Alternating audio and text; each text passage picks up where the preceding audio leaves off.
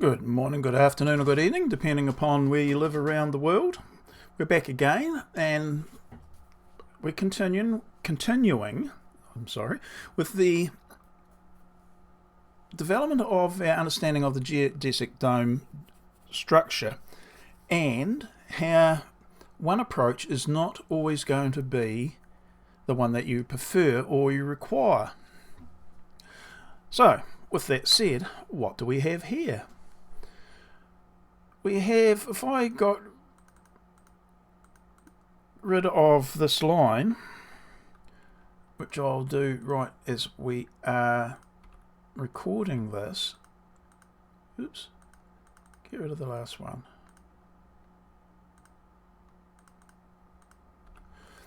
We have two fans which look visually pretty much the same. We look at them from the side, we go, yeah, well, they look pretty much the same. You've got the rays there, just like we had last time for our other dome creations. But they differ, I'm going to say significantly, even though that significance is relatively minor. This is the fan upon which all the other domes so far have been drawn. This is not. And that's what we will look at in the next video or two, the differences. Right, I'll just back out of, so I'll unhide everything. And we've got a few other iterations to make it more understandable.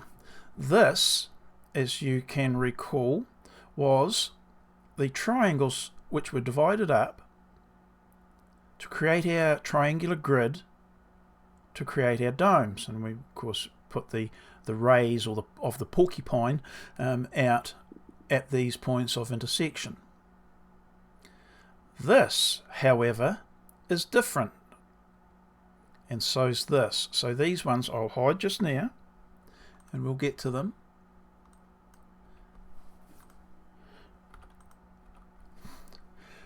Of course, first I want to show you the differences between these two. This one here is, if you have a meter this way, a meter up there, it's exactly the same. We put a meter and a meter here. You can then scribe an arc, which is your dome. You know, you're basically your perfect sphere.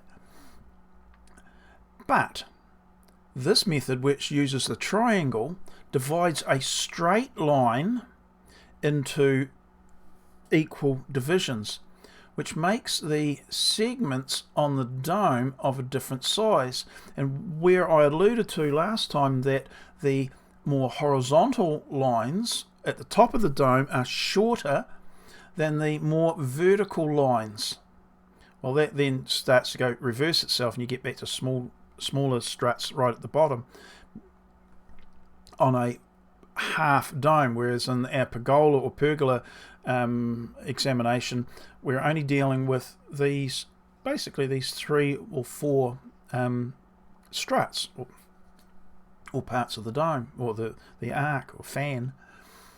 Here, however, is the fan which has got 1, 2, 3, 4, 5, 6 divisions which are of equal length. Now this is geometrically drawn in an easier way, but you can see that if this length here is longer than this length, then that very top square, or the roof, is going to be larger. It will visually look different. So this one here is the way that Paul Robinson uses for his explanation, but he does look at other versions or variations of how you draw those intersections. So it's not as if this is the sole method of drawing a dome, the base structure upon which to draw a dome, and that's certainly something that that Paul looks at, and he goes into a lot of, as I say, if you're going to really want to get into drawing this, I recommend strongly you pop over to Paul Robinson at Geodome and really scour what videos he's got and at his website. Also, John Hurt over at Zip-Tie Domes, very, very interesting information there. You'll scour a lot of different sources, but you'll have to come up with one that you want to run with mainly, and those two people are certainly top of my list, with Paul being the one that I follow to a large extent to draw the domes, but as you'll see, you don't limit yourself to just one exploration. So, back to what I had before with everything exposed, you can see that this triangle and this fan gives you the different sections.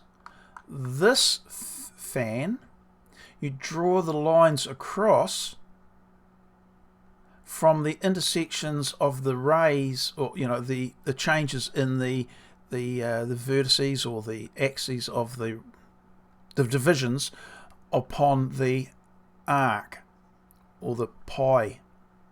Yes, you can see a bit of a pie. And you draw the lines across there, and then you subdivide those lines. So they're in a totally different location compared to this scenario. And you get this. So you've got the identical section sizes here. Draw the lines across, divide the lines, and then you can draw your dome off of this, which I will do. I'll pause the recording now and I'll create a dome using this method. Back again after quite an extended pause.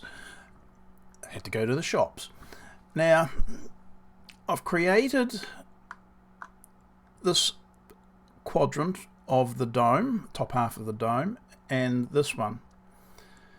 Just another wee note, when we're using a set measurement where we use that 1 meter by 1 meter by 1 meter to create the base upon which to make the triangle, it means that if you do that consistently through different drawings, as I did here, I drew this in from a different file and was able to place it directly into this file or this folder, and it was perfect. So that consistency has a lot of pluses. That aside, now this version and this version looks visually very similar. One of the downsides to this version though, the one where I'll just hide that, where we drew the lines across from each segment of the fan of the semicircle, doesn't permit rotation through this axis as we would for this one. So you have to draw in each individual line to create the faces. Now that's a bit of a nuisance. It's not a big problem or anything, but it's a bit of a nuisance. It gets a bit tiresome. One thing that it does do is it makes the angles and the sharpness of the surfaces here much more pronounced. The angles are much more acute than they are here. These are more pleasing. So for that reason alone, you may wish to maintain using this version rather than this version. However, as we're not using the bottom layer of the dome, in fact we're only using this section up here, it's irrelevant. It's not a factor to be for us to worry about. You would think it was symmetrical, but the way the lines are generated makes it not. Now, if I just colour this and colour this maybe that's not enough of a difference. Let's go green. Now if I draw this across and overlay it, you can start to see where the differences start to appear. Wherever there's not a perfect overlap, that's the difference. The line at which the segments or the layers are created are at a different level, and it's hard to see. You'd have to actually compare them yourself, which is a suggested idea anyway, to see the difference. But what I'm going to do is I'm going to make this into a half dome, and this one.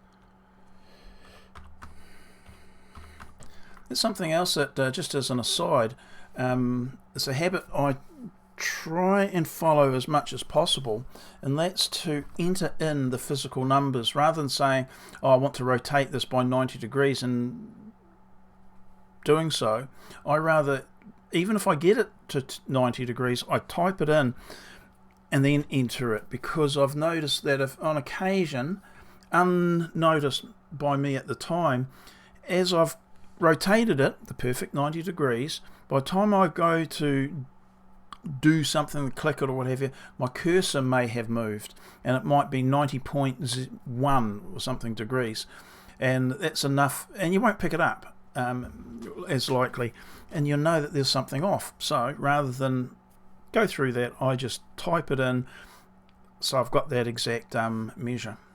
Okay, now I'll just select these, make a group, same here, make a group. Now I'm going to exit out of perspective, go to parallel projection and go on top. Now if I click on this, I move there, and I'll just move it directly to the side, 3 meters. You may want to note you've got the top, I'm going to call it the square or the pyramid, the top section here of those 4 faces, and here they're quite a different size, because remember, as said, because this is generated, this version here is generated off of the smaller, how would you call it, increment of the semicircle, of the arc, because of this method, that is demonstrably shorter than this. All of these lines along this axis here are identical in length. Here, not so much. And that was part of the problem, because a lot of the work that I did before I got the geometry or the maths behind it, I was trying to create through a real Heath Robinson approach. I couldn't figure out why there was such a difference between the photos that I was using and the book, the Dome Builder's Handbook. And I noticed that some of them were, they'd say that these struts were equal length, then one different frequency, equal length, and then you go to the next stage, unequal length. And I'm going, well, why is that? Aren't they all like this? Aren't they generated in this method? Obviously, at that stage I hadn't had the correct earmarks method. Now, you also note that the curves along which these lines are created are much more pronounced than these ones. These are quite straight. Now, that lends itself to part of the requirement for when we go to do the pergola, that this version of generating a structure for a pergola or a pergola is much easier, because there's less variance in that peak that I mentioned in the previous video. Now that's important, because you don't want to fudge the maths or geometry too much to do that, and that's the thing we're looking at in the very next video and we'll use these two as the base to do that, and then we'll see what happens there, and why I say that this method, although not technically as accurate as the one promoted by Paul Robinson in his version, there may be some benefit from doing this alternate version. Right, okay, that was way too wordy, but you can see now that there is a different approach. There's more than one, more than two, there's more than three, and there's more than four different approaches that we'll look at, but not just yet. Okay, that's me for just now. We'll see you later. Bye.